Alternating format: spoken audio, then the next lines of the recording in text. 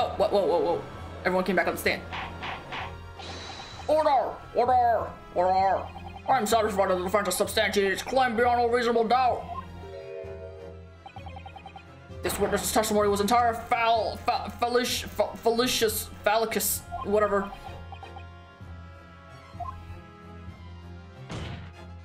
That's not the only thing we know now beyond all reasonable doubt. My learned friend's assistant's guilt can no longer be denied. That woman tampered with the crime scene. What are you gonna do about it, bitch? She's on a boat. But more importantly, good lord, there's more Lord Van Jinx. The defense may have established a reprehensible instance of perjury, but that is no proof that this man is the victim's killer.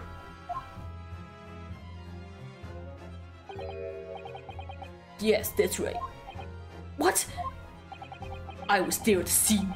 It's true. And I was shot in the arm. It's true. But that's all. Yes, in fact, if you look at the circumstances, I am the victim here. Oh, for fucking hell's sake. Stop dragging this. This game has a huge problem with dragging its cases out. I love the game, but god damn it, you cut it short. What is there to... I don't believe this. But they're right. As it stands now, I don't have any definitive proof that he is the culprit. He knew about the code. Oh, I guess the code doesn't have anything to do with the blood splattering thing. Whatever. Still, he can't worm his way out of it now. Iris? You know what they say. There's no point locking the cat's door after the cat has been bolted. Isn't that right, Runo? As Hurley always says. One lie begets another. No, wait. That might have been a line I wrote for him in one of my stories. Well, no matter who said it first, you're right. Mr. Graydon, not only did you give false testimony to the court, but the lies you told make no sense. Make no sense? What do you mean by such a remark? What you said in your testimony reveals that you know something you shouldn't have known. In other words, there's a fundamental inconsistency in your statement. What? The third gun? This is provocative talk, counsel. Won't you enlighten the court? Explain this alleged inconsistency. Iris was right. One lie begets another. The gun? The inconsistency is revealed by the lies in the witnesses' statements. They show that Mr. Graydon had knowledge of something he shouldn't have known anything about, namely,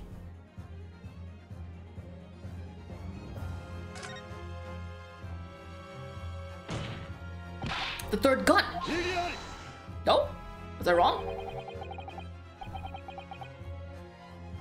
Do you have any idea what you're saying, my Nipponese friend? Absolutely. I've been studying English hard since I was a child. Oh, was I wrong? Shit. I thought it'd be the third gun. You failed to catch my meaning. The witness has admitted to removing the gun in question from the scene himself. Oh. Oops. Precisely who else but this man could have known that a third gun exists? Ah! Alright, fine. Sorry. I thought maybe we would have debunked the fact that he had taken it out of the room. Fine. I guess the fact that the gun didn't show up in the room. Okay, sorry. After the length of blah, blah, blah, blah. Yeah, okay. Just kind of settle down. In fact, the person didn't influence because of that further. There's still light in those dark eyes I see. Will it do you any good, I wonder? I'm not even... Okay, come on. This is provocative talk. Blah, blah, blah, blah. The blood on the code? Oh, okay, yeah, I guess. In my head, I'm still thinking that the blood is not Winnebank's blood. That's why I was confused. Okay, sorry, my bad. The blood stains that were present on Miss Lestrade's coat. That's right. The victim's blood splattered all over her when she shot him. But how could you possibly have known that? Obviously, because I saw her do it through the peephole and...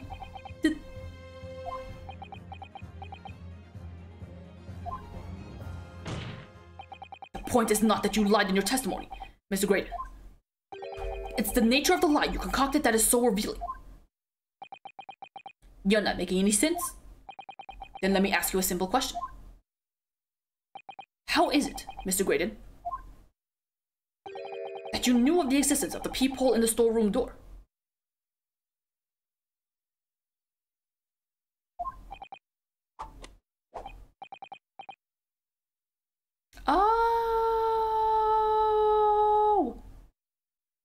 So the code answer led to the peephole thing because he saw through the peephole, but the actual answer was the peephole itself.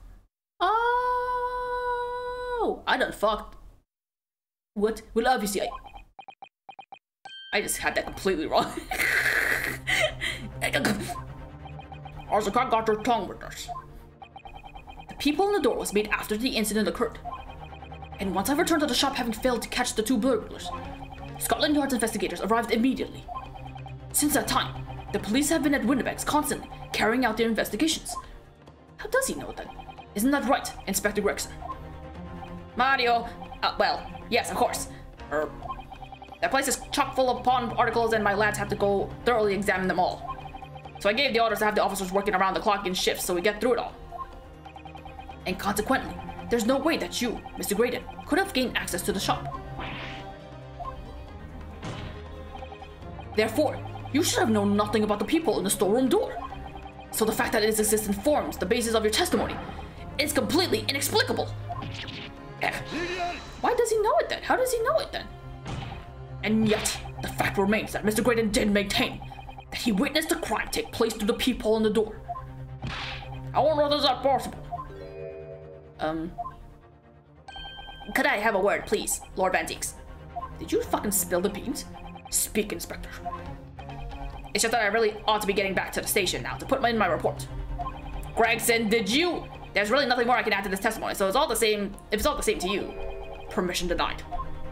Gregson. Oh, it's not all the same to me, Inspector. Not at all. You will remain exactly where you are until this trial concludes. Gregson, no. Of course, sir. Is that why he was upset about the... Why did you tell me about the third gun? Mr. Graydon. You shouldn't have known about the existence of that peephole. Which can only mean that you must have been informed about it by somebody else.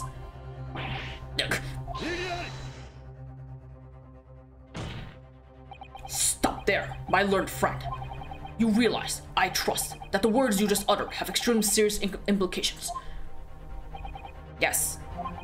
But the defense believes that the details about the case that Mr. Graydon claims to have seen must have been revealed to him by a certain person before his testimony. And, in fact, considering a particular clue we have, there's really only one person it could have been. One clue? Who was the person in question, Counsel? I mean, I know it's Gregson, but what clue do I have that... I mean, is it this? This is the only thing we have on us that hasn't been... Showing this to Scotland Yard detectives gained us access to the crime scene. Is it that? Did he examine the crime scene? Because I don't know what else it could be, right? How else would I... What other... Who gave his witness details of the crime scene to facilitate his false testimony? Gregson... The truth is, it could only have been you, Inspector Gregson. Me? You had better have some proof to substantiate such a rash claim, my learned friend. Consider the fact that we had only been aware of Mr. Ashley Graydon's identity for the last few hours. We learned of it only during the course of the trial today. Indeed, preparations for his testimony were made with great urgency during our hour-long recess. While the police executed a subpoena and brought the man here from the communication station. And until that time, Mr. Graydon would have had no idea. No inkling that he would suddenly be required to appear in court. Are you suggesting that until such time as he was summoned? Yes, my lord. Until then, it's reasonable to assume he knew nothing of the people. It was only once Mr. Graydon was in the stand that he realized his position. That he would have had to defend himself against the accusation that he was the third intruder. You're suggesting to the court that it was while this trial was in progress that he received the information, so that he could commit perjury in order to save his skin. Exactly. And the only person with knowledge of the investigation that he had any contact with is you, Inspector Gregson. This is a blooming outrage. Why would I be giving away details of our investigations to this fella, eh? You tell me, I don't know. I was summoned to his lordship's chamber during the recess in any case. Had you forgotten that? Quite true. I had a number of questions regarding the events that transpired at the pawnbrokery. Which means the first time these two laid eyes on one another was after proceedings resumed following the recess. Could have been prior. Since then, they've been in full view in the stand, where such illicit discussions couldn't possibly have occurred. Except for the time during the time when they were whispering to each other. Hello? Hello? Oh, I've just remembered something, Runo. What is it, Iris? There was one time before, wasn't there? Yes, I think it was when Jeannie was testifying. Oh yes, now that you mention it. When the bailiff was dispatched to retrieve Mr. Gilded's music box from the scene of the crime. That's it! It was during that testimony! I remember finding it strange at the time. Mr. Graydon and the inspector seemed to be having some kind of secret discussion.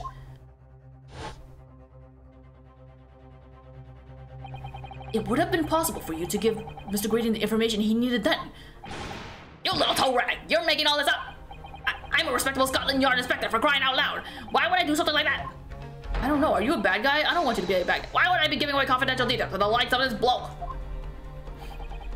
Admittedly, you wouldn't have any reason to do something like that for no gain. But perhaps it was part of a deal of some kind. Then it started to make more sense. What deal, Counsel? I wonder if perhaps in exchange for the details about the peephole in the crime scene, he would give you the second disc. Mr. Graydon agreed to give a certain something to the inspector. The second disc. The second disc. The second disc. Okay, I got it. The second disc. So he's not that bad. So he's not a bad guy. Hopefully. I'm sure I need not remind the inspector that, if found to be true, striking a deal of any kind with a witness, especially right in front of us, would be considered a gross case of malfeasance, whatever that word is. Well,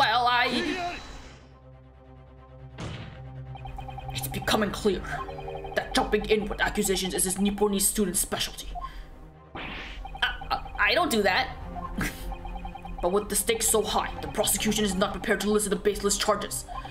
It is incumbent on the defense now to present evidence in support of this diabolical claim. Evidence? I don't know how to put it. What? Just what are you proposing that the inspector demanded of the witness in return? The court must see proof of this alleged deal.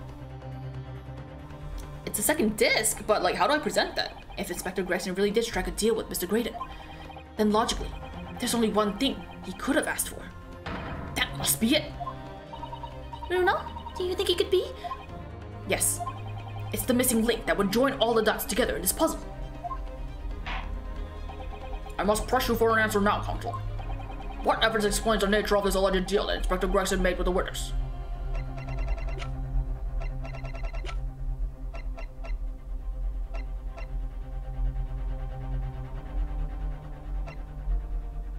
Oh, what? Where was it? Is there anything that mentions the second disc? I don't think anything mentions the second disc itself, so can I just present the disc itself? Or the first disc? Did it work? Inspector Gregson! Besides this murder, is it not true that you've been working on another very important case? What? What are you getting at now, Sunshine? Is it possible that this other top secret case is what's alluded to in this newspaper article here?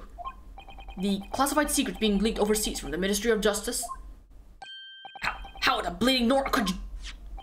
We discovered, during the course of this trial, the music box deposited at Windibanks by Magnus McGilded. A special music box designed to play 2 discs at once. It would seem very likely now that encoded on the pair of discs that were in McGilded's possession are the leaked classified secrets. So I put it to you, Inspector, that in order to recover the second of the disc containing those secrets, you covertly made a deal with Mr. Graydon in which you exchanged the disc for details of the case. You little... Ah! Order! On the day of the incident, when we met you at Windibanks, you said this. I'll be taking that whatever it is of McGilded's down to the yard, thank you very much. So hand it over. No, don't! Don't give it to him! It's mine, that is! Mine! I'm sorry, miss. But anything belonging to McGilded has to be taken in as evidence now.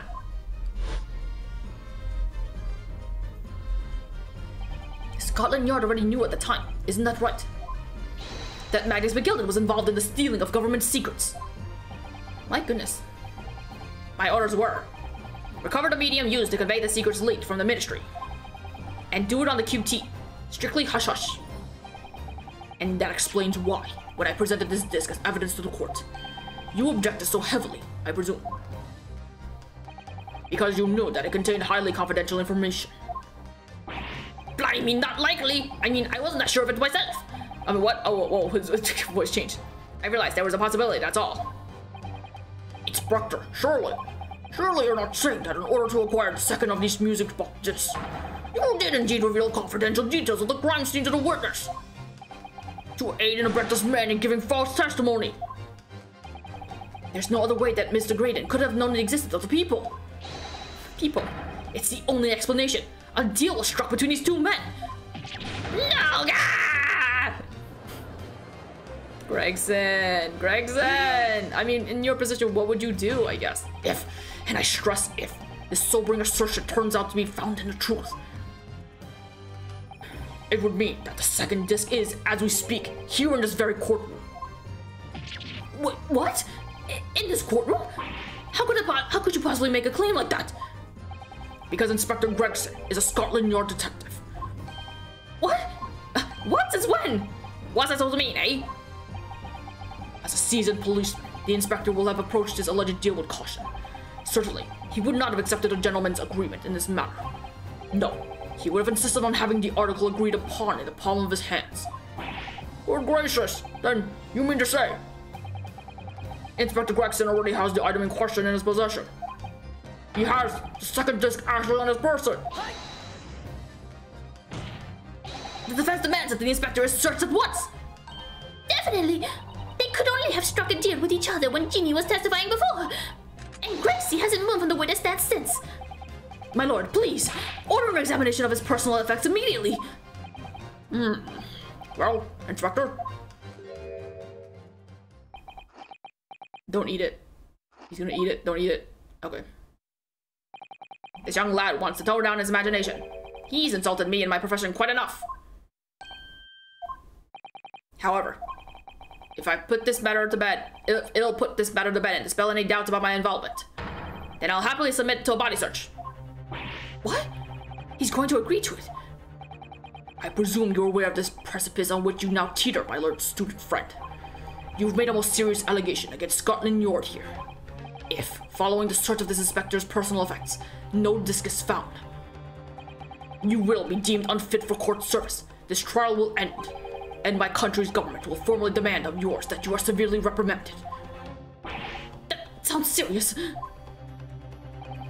Indeed, to have a visiting student make such defamatory remarks about the country's most senior police officers is not something Her Majesty's government will be able to overlook. Oh my goodness.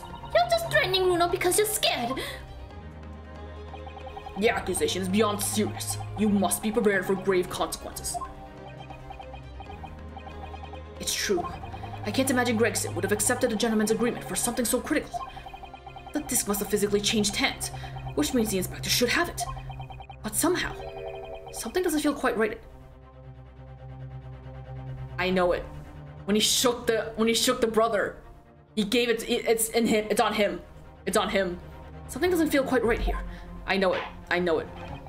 Please let me bring that up sooner. Don't drag this out, please. Very well, Counsel. You know the implications. So let me ask you one final time.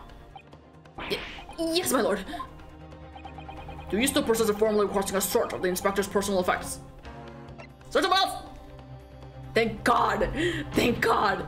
Yes, the defense formally demands the search be conducted. Well, don't say you weren't warned. But your typical Nipponese stubbornness may well land you in hard waters this time. Perhaps the lesson will do you some good.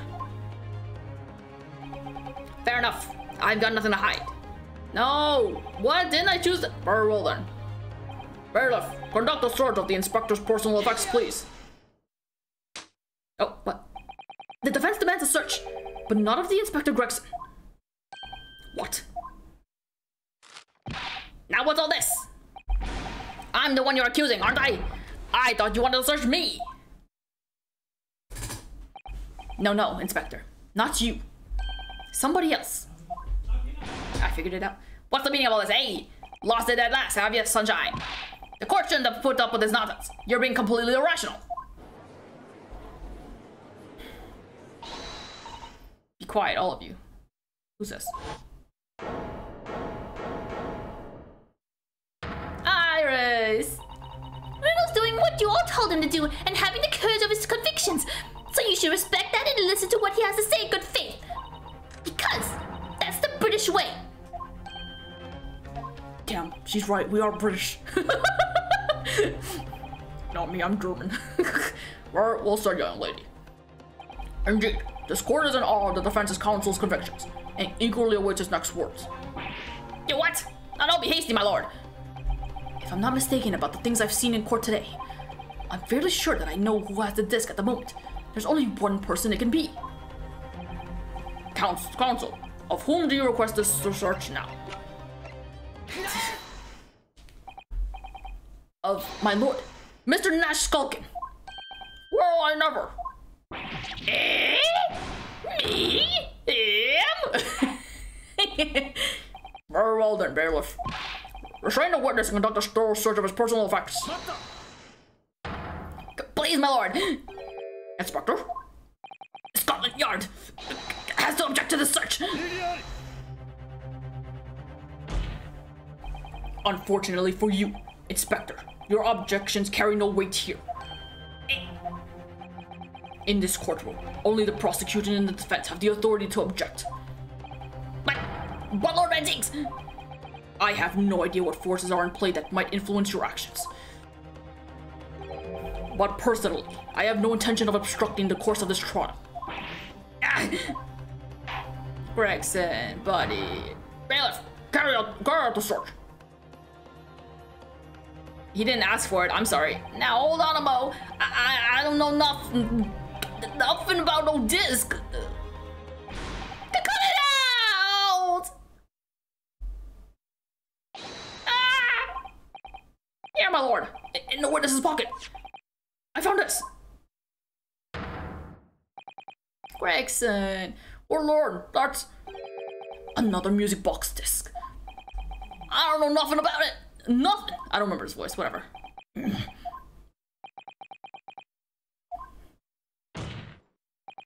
That is the second music box disc left behind by Magnus McGilded. Is it not? Inspector Gregson.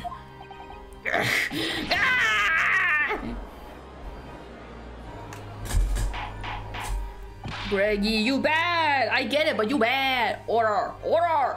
Mr. Skulkin, what have you to say for yourself? Gordon Bennett! I mean, just Gordon Flamin' Bennett! I swear I didn't know nothing about that disc! Honest to God!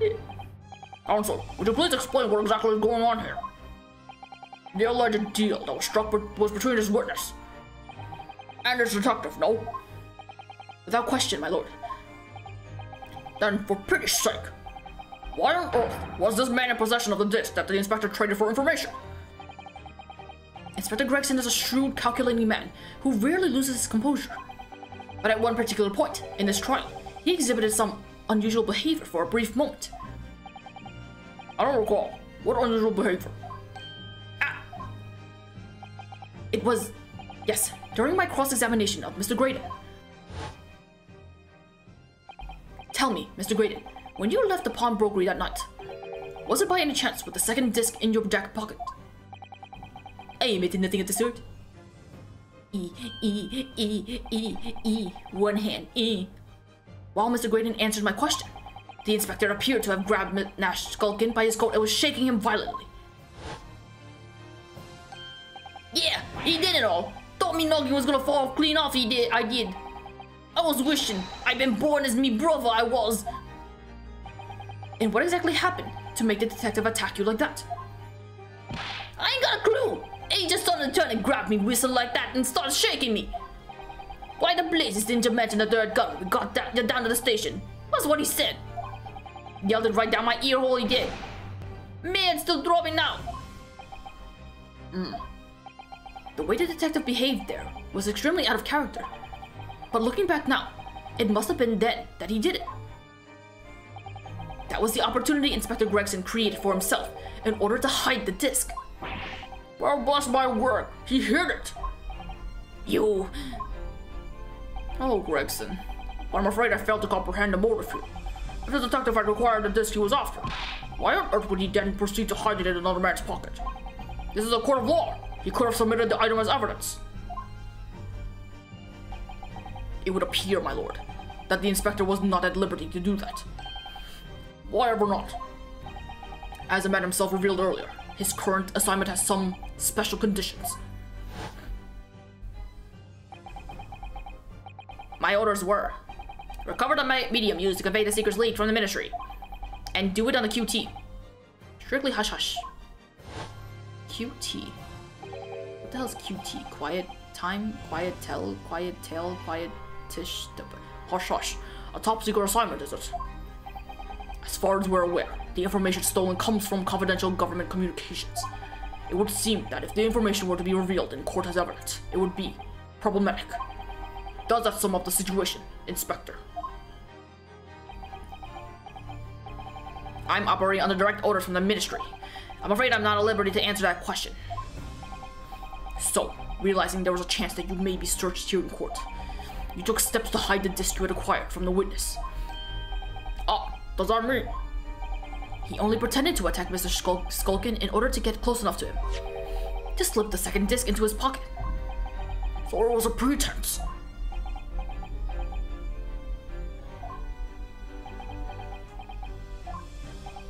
Well now, Inspector Gregson, and you, Mr. Graydon, are you prepared to admit to the accusations made against you in this alleged deal? Please do it. We've been at this for so long.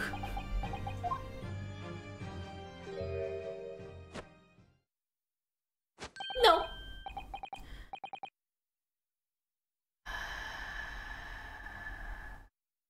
I'm dragging it out, please. Admit to it. Yours truly, please. Mr. Graydon! Clearly, our Eastern visitor has an uncommonly active imagination. However, there's no proof that I passed that disc to the inspector. Oh, fuck you. But then, how do you explain the reason why you knew about the peephole? I'm under no obligation to explain. What? Yes, I lied in my testimony. That I admit, so sentence me accordingly. But that is all I admit. Murder, leaking government secrets, striking a deal with a detective. All of this is a young Eastern man's fancy. I have no idea what any of that is about. What? Oh my fucking god. Well, what about you then, Inspector Gregson? Do you admit to making a deal with Mr. Graydon in order to acquire the disc? Ladies and gentlemen of the jury, as a Scotland Yard inspector, I will declare this and nothing more. I am acting in the best interest of the country. Whatever I've done, it's been in the name of justice. So, as members of the public of this fine country, I'd like to think that justice will be your guiding light when you're making your decisions. You can't do this, it's not fair to fucking Gina! This is quite a quandary indeed. Rarely have I encountered such extraordinary tumultuous in the conclusions of a trial. Nevertheless, in the absence of any further evidence to be presented, I believe it is time that we put the matter to the jury for their final leanings. Well now, as a fellow servant of the Queen and country, I must say I sympathize with the old inspector. Yes, he's a dependable man, I'm quite sure. In service, one becomes a good judge of character. Even crossing your eyes doesn't help when it comes to looking at this case. It's all blurred to me. Well, as a fellow professional, I'd like to put my faith in the detective, really. Graydon is a highly skilled operator. Stop! Currently in presence of idol. Stop! This doesn't make any sense. Detective has very much trust in us. More than this, I cannot say. I don't believe it! These 6 jurors are... They're going to believe Gregson? If they declare a decision now... Is Jenny going to be found guilty? If I don't manage to produce some definitive evidence right now, then... we're going to lose. Either some proof that Graydon killed Mr. Winnebags or stole those government secrets. Or some evidence to force Gregson into admitting that he struck a deal with the witness. What? Well then, counsel. I think it's time I impose on the jurors to declare the final decisions, no? That is, unless you have some compelling evidence you have thus far not presented to the court.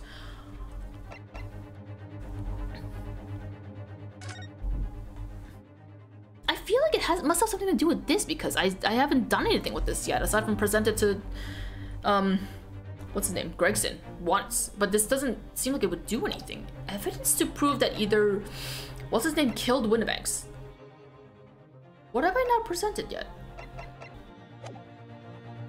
Unless there's some compelling evidence you have thus far not presented to court. If I let the judge call on the jurors to announce their leanings, Gina will be found guilty.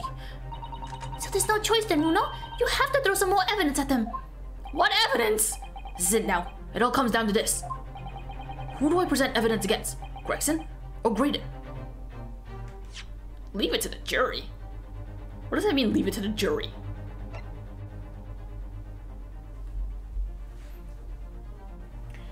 I don't know. I don't know. I have 3 chances, I guess. I don't know, like, I don't know what evidence. I feel like we've been at this for so long that I can't even think, like, what it could possibly be like. You see this shit right now? Hold up, go back there. You see what time it is right now? It's 9:51 p.m. I've been playing this since, like, what time did I come home? I think I was, like, playing this at, like, freaking 4 or 5 something. Goddamn, come on. This is all one trial, goddamn. And part 2. I don't know. Evidence? Okay, let me think. This has nothing to do with anything, I think, but what does it say? The Hounds of the Baskervilles. That's right, I used Daddy's notes to write it. I think it's a great story. I don't know why Hurley's forbidden me to publish it. You know, it's strange, isn't it? Perhaps it's a problem with the title. Perhaps Mr. Sholmes is a family friend of someone who has that name or something? Well, it doesn't have quite the same ring to it, but I could change it to the Hound of the Naruhodos. I'm fairly sure that Mr. Sholmes is a friend of someone who has that name too. Funny. I don't fucking know. What the hell is leave it to the jury? What is this fucking option? I don't think this is right, but I chose it. I have 3 options. I mean, I have 3 chances before I die, so I can't possibly decide this. I think all I can do is leave it to the jurors' capable hands at this step. No! Look at how far we come! You idiot! You need to pick the most explosive piece of evidence and throw it at the weakest witness. Hard! Just before you do. Ah! You deserve an explosive punishment for that weakest witness. It's fine, it's fine. Ah! This will be the final blow. I need to decide where to place it for myself. Gregson or... I think Gregson is not gonna budge. Right? Gregson is not gonna budge. He didn't do anything wrong per se. And he's not about to admit that he fucking... I just don't know what evidence I would show. Oh, this is so hard. They don't give me any clues or any, like, hints or anything. Bitch, what the fuck? I don't know. Detective Inspector, the god. This is the worst. He's childhood friends with the Skulkin brother. Tell her his last name is Milverton. Doshio! I don't know what to do. I don't know. I really don't know. I genuinely don't know. I'm just gonna... whatever. You know what? I have 2 chances. I can choose one or the other. It doesn't matter. Let's see what happens. Mr. Graydon, there's one final piece of evidence I would like to see. Shit. You misguided fool. Whatever you intend to show me now, you'll be wasting your time. I have nothing left to lose. I assure you I will admit to nothing. It's my last chance. It looks like I'm going to have to force his hand here. One final piece of evidence to get him to admit to the deal he clearly struck on the stand. I don't fucking know. I don't know. Alright, you know what? No. I'm gonna do it. I'm gonna cheat. I have to figure it. I can't make the decision myself. I'm sorry. So I totally just didn't fuck up. I totally didn't fuck up. Okay, here's the thing. I'm about to show you the answer. But okay, in my, like, I promise you, I swear I thought this. I thought this as the answer, but I just didn't, it didn't seem like I thought this. Hang on, we'll show it. Inspector Gregson, there's one final piece of evidence I would like you to see. Hey, what's that then? If you refuse to acknowledge that you did in fact strike a deal with the witness here today, then you leave us no choice but to examine this piece of evidence thoroughly. Well, go on. This is my last chance. One final piece of evidence to get this detective to admit to the deal he clearly struck with Graydon. Where is it? Okay, so in my head, I was thinking Gregson with the music box. Because I was like, if you don't fucking tell us, we're just gonna play the disc right now, because we have it in our possessions. I will just have it played right now if you don't fucking admit to it. That was my theory in my head, and I wish I went with it, because apparently this is the answer. I don't know what they're gonna say here for it, but is that Mr. McGilda's peculiar music box console? I wish I went with it. Fuck, I'm stupid. Yes, with the disc already in place, ready to play. I think perhaps now would be a good time to listen to the sound produced by the music box again. Only this time, with the second disc we've just discovered set in place as well. Corners, this disc console.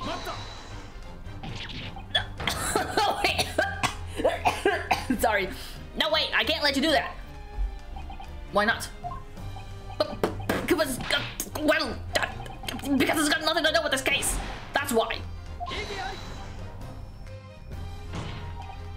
See, in my head, I thought he was gonna play the thing like, oh, you can't.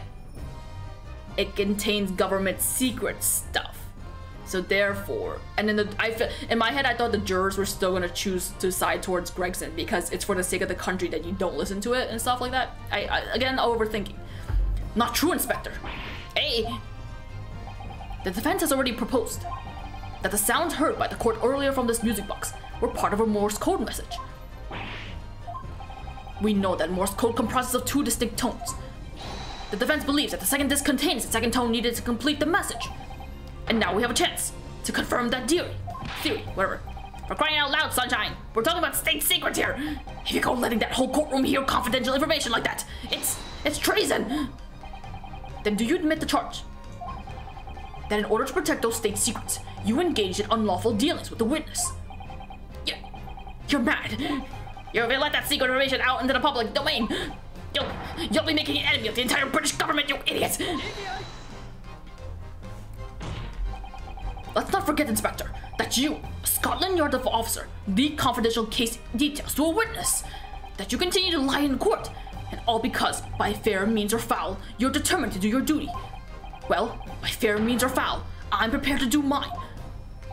Don't you dare! I will stop at nothing to protect my clients. I don't care who I make an enemy of.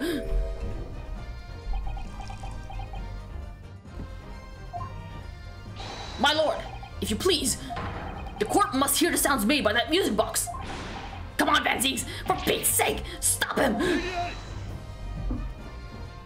I don't think I will.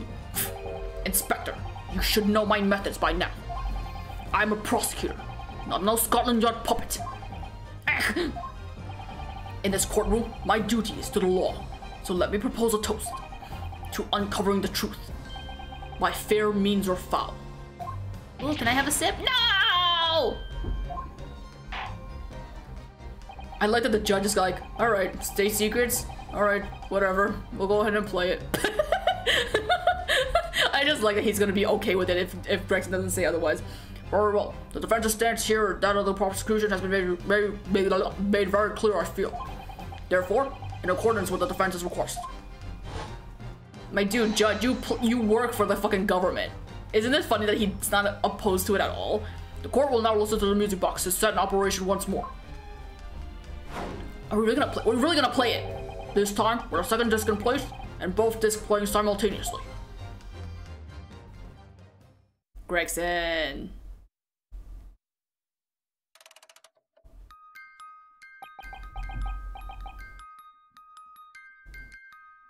Gregson, you didn't even stop it. Oh, listen to that. It's unmistakably now. It's Morse code. All right, I admit it. Whatever you want. But for the love of God, shut that blooming box up! You waited too long, my dude. You probably just said exactly what I said before. The leader of the country be stuck in dick. Oops. Let me ask you again then, Inspector Gregson. Did you, or did you not, strike a deal with the witness next to you in the stand, Mr. Ashley Graydon?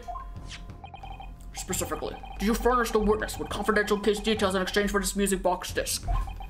Did you reveal the existence of the peephole in the pawnbroker store room, Inspector? Oh, Gregson. I did. Stop! What are you doing, man? It's all exactly like the young Eastern lawyer said. When the trial resumed after the recess, and we were stood here in the stand together. That's when he approached me with a deal. Shut up, you imbecile! Shut up! Psst, you there. Oh, what? You're the detective who turned up at the pawnbroker the other day, aren't you? I may have something you're looking for, Inspector, with me at this very moment. So how about a trade? I suggest you accept. Or information that may make certain individuals uncomfortable will soon become very public indeed. I couldn't let that information become public knowledge, not under any circumstances. So I accepted the man's proposal and told him details about the case that should have put him in the clear. The peephole in the storeroom door, the blood stains on the overcoat. By giving false testimony, this witness intended to have the defendant wrongly accused of murder. Inspector, you knew that! Yet you still revealed those details to facilitate the witness's perjury. I did. But then it turned out the peephole had only been made that night, after the incident took place. Scotland Yard wasn't aware of that, if I'm perfectly honest. Well, Mr. Graydon, what do you have to say for yourself? There's nothing and no one left for you to hide behind. You struck a deal with the inspector in order to escape conviction of a very serious crime. Namely this. You are the third intruder who broke into the pawnbrokery on the night in question. And you perpetrated the murder of the proprietor, Mr. Pop Winnebanks. You.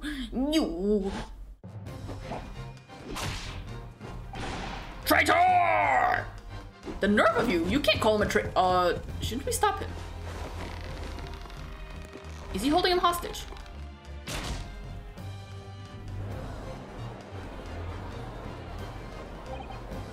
Bailiff! Bailiff! Restrain that man! At once! Okay. That's it then. It's all over.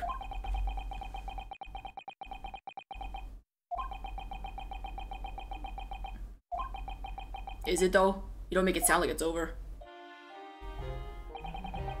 I despised my life growing up. Their slums are vile places. I was cursed from birth, born into poverty, son of a penniless artisan. My parents did nothing but quarrel all day long. What little money they had was never spent on me.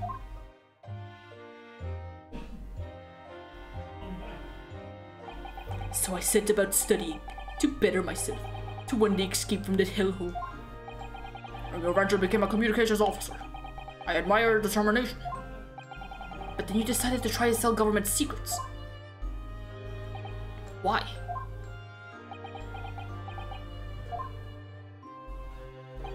Isn't it obvious? Because I wanted money.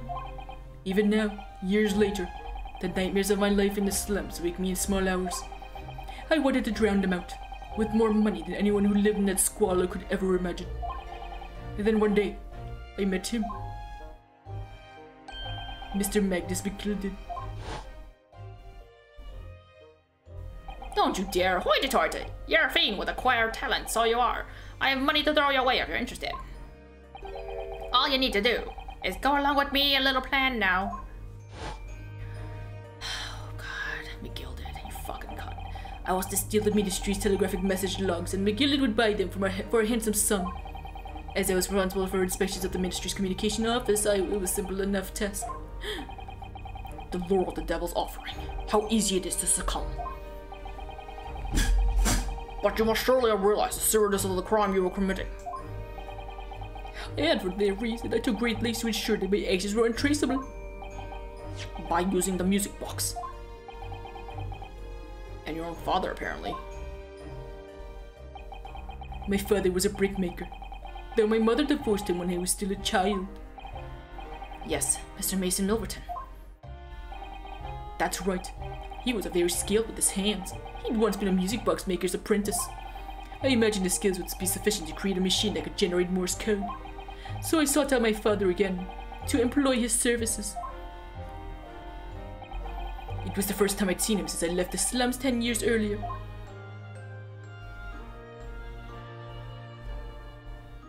Damn, you left the slums and you didn't even say hi to him? Oh, look at you, Ashley. What a fine gent you've become, her. He was a different man to the one in my memory. A thin, frail old man. But poverty had never broken him. Never corrupted him like it had me. I was sure that he wouldn't help me if I told him the real reason. So I made up a story. I've got some work for you, father. I need some music box discs made. Music box disc? A musician friend of mine has written some music he wants to sell to the public. I brought the score with me. There are 2 actually. I'd be delighted, son. It's been 20 years since I did any work like this, though. Fetch my tools, would you? They're in the loft. What a bitch. That's how I made him how I had him make 2 discs. Thereby splitting the information in 2. You were taking considerable precautions indeed. It was to protect myself as much as anything. It meant that I could deal with McGilded in 2 separate transactions. The first involved the first of the 2 discs and the music box playing for them. I exchanged them with McGilded for 10 guineas. Then on the receipt of the second disc, he would pay 1,000 guineas. So, what happened on the omnibus 2 months ago? Was the second part of a deal? The exchange of the second disc. Yeah. I'd sold the man information that way numbers of times already, but it seems he became reluctant to part with his money. But it doesn't quite make sense, Mr. Graydon. For why was it that on the omnibus 2 months ago, your father, Mr. Milverton, was the one dealing with McGilded and not yourself? When I received 1,000 guineas after my first completed dealings with McGilded, I decided to give 200 to my father for his troubles.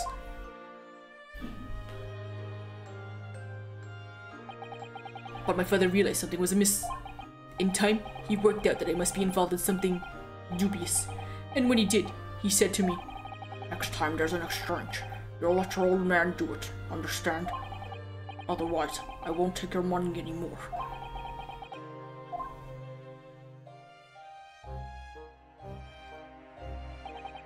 It was my father's way of dealing with it, I suppose. Climb into the omnibus, hand over the second disc, and then take the money from McGilded. That's it.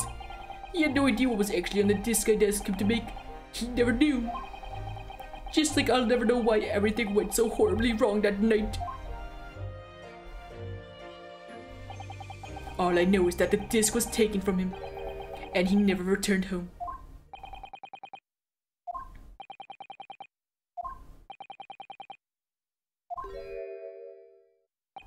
Am I supposed to feel bad for you? I don't. You were probably making a fine living being a communications officer. That's what you get for being so fucking greedy. It was only then I found out what sort of monster McGilded really was. So after 10 years of not once uttering it, I swore my father's name.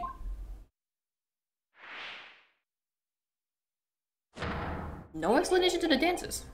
To exact revenge. Revenge! As anyone with even the remotest knowledge of the man will, no doubt, be able to imagine, McGilded brought all of his wealth and influence to bear in the most despicable of ways. To crush any semblance of justice in his trial. The crime scene was tampered with, evidence was fixed, and witnesses were bribed. That trial 2 months ago was a farce from start to finish. My feet had barely touched British soil back then, and I walked into that hornet's nest, completely unaware of the sinister background to it all. I had made plenty of money out of my dealings with McGilded by then, so I spared nothing in my arrangements 2 months ago. I knew exactly who to hire. If you're willing to pay the price, there are people in this city willing to do anything you ask. McGilded himself had shown me that. Are you saying that? I think you have the picture now. He was the one who did the fire in the boss. after he twisted everything to his favor in the courtroom to ensure that he walked free. I took matters in my own hand and delivered the justice that Monza deserved. That tragic accident following the trial here 2 months ago was planned and executed by yours truly. Mr. McGillicud's death that day was caused by this man. Everything is ready, sir, if you'd like to follow me into the courtroom. What's this, officer? This sooner than I was led to believe. I hope it's not inconvenient, sir. There were some changes to the schedule. Well, I must be making tracks now. It is time for the inspection. They're going to examine the omnibus again, so I'm told. I asked if I could be present for it myself.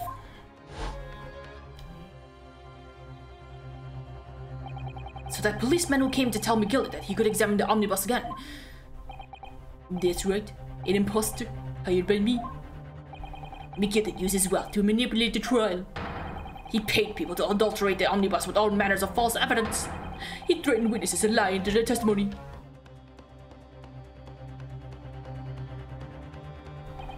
So I gave the man a taste of his own medicine. Once the omnibus was doused in paraffin, one of my sham policemen ushered McGillicud inside and sent him on a one-way journey to hell. And I, for now. And that's how I avenged my father's death. A spine-chilling account indeed. Oh, but that wasn't the end of it for me. There was a loose end, you see. A loose end? Oh yes, I should think it's obvious. The second disc, which my father had taken to exchange with McGillicud. Ah, yes. There was indeed no mention of it in the man's trial 2 months ago. Clearly because it had been removed from the scene of the crime. When I realized it was missing, I remembered something. Something from the first time I dealt with McGillicud.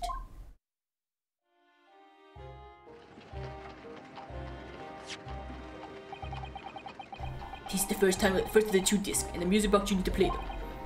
Well, look at that now. What an ingenious little invention. So then, as promised, 10 guineas for ye, young man. What's this?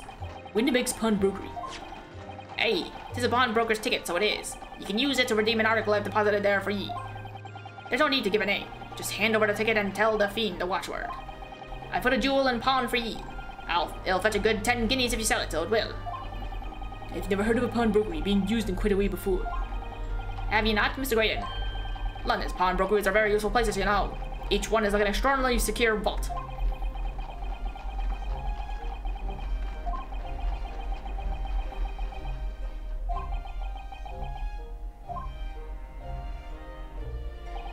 So I knew that if he'd taken steps to hide the disc, it would be in that pawnbrokery somewhere.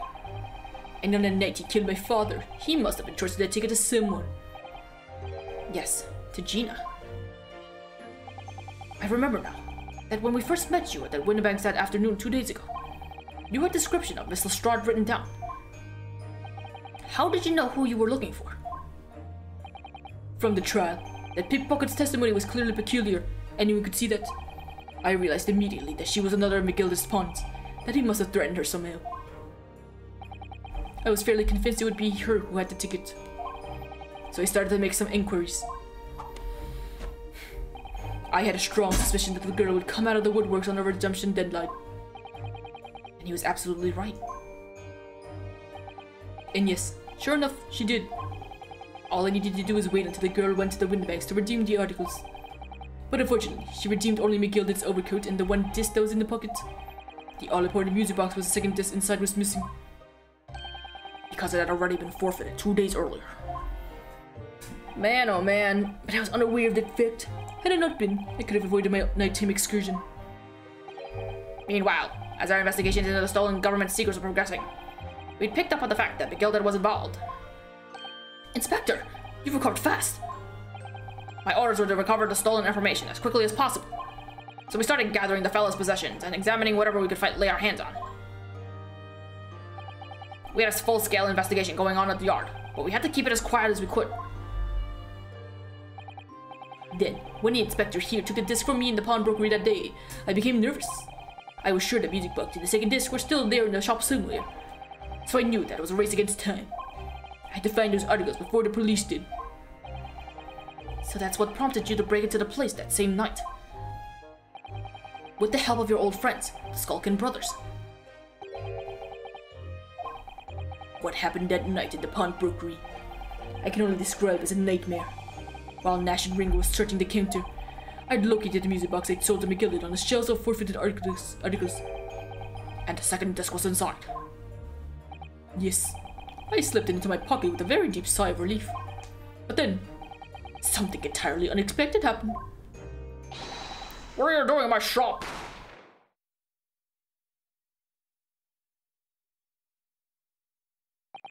A gunshot rang out of the shop, and I felt a sharp pain in my left arm.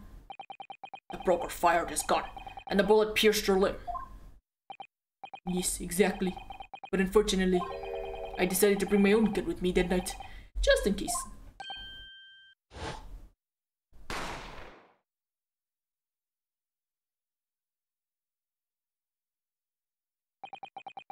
Before I knew what was happening, I'd fire back. The man had already turned to flee. I hadn't intended to fire in his direction, much less kill him.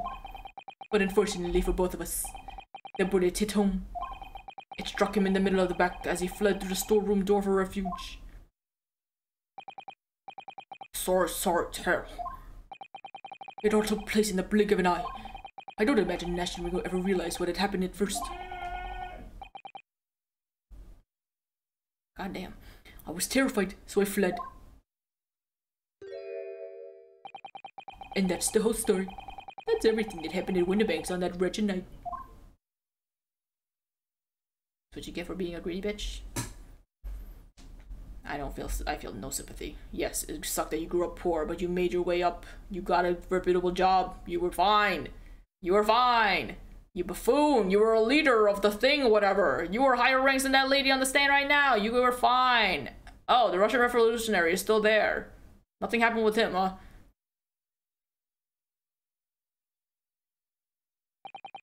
Earlier, you called McGildet a monster. A man who used his wealth and influence to distort the facts and escape justice for the crime of murder. What tragic irony. For what you have done is exactly the same.